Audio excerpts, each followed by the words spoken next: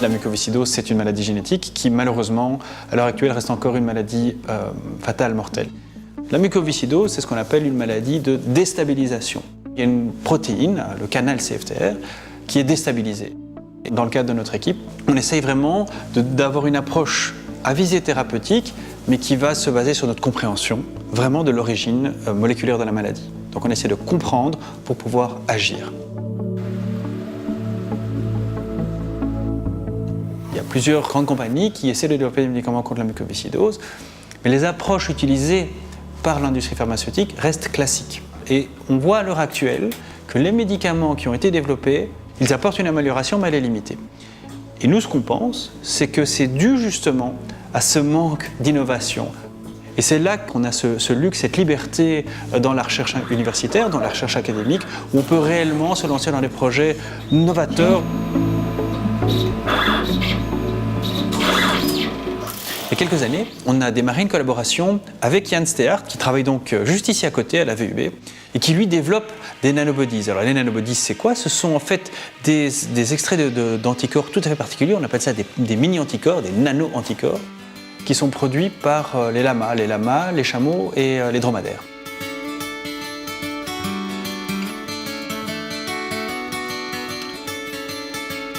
Lama's zijn heel speciale dieren. Ze hebben naast de gewone antilichamen ook kleinere antilichamen die wij in het lab kunnen omzetten naar nanobodies.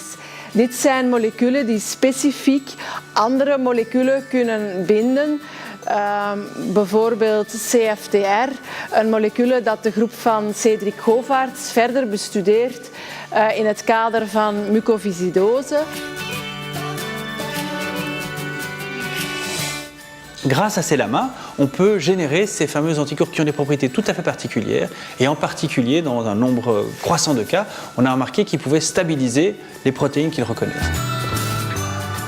Et donc nous, comme on travaillait sur la mucoviscidose, qui est une maladie qui, pour l'essentiel des patients, est due à une déstabilisation de la protéine, déstabilisation de ce canal CFTR, on s'est dit, mais en fait, il y a peut-être là un outil tout à fait fabuleux pour proposer une nouvelle stratégie pour restabiliser cette protéine mutante, cette protéine déficiente dans le cas de la maladie. Et donc on a commencé un travail ici ensemble. Ce travail, bien sûr, il fallait le financer et on n'aurait pas pu faire ce travail sans le soutien du fonds Alphonse et Jean Forton, qui est donc géré par la Fondation Roi-Baudouin, qui ont été parmi les premiers, si pas les premiers, à soutenir notre travail. Et ça a vraiment été essentiel pour avoir les gens pour pouvoir le faire, pour pouvoir faire les immunisations et pour pouvoir obtenir tous ces nanobodies.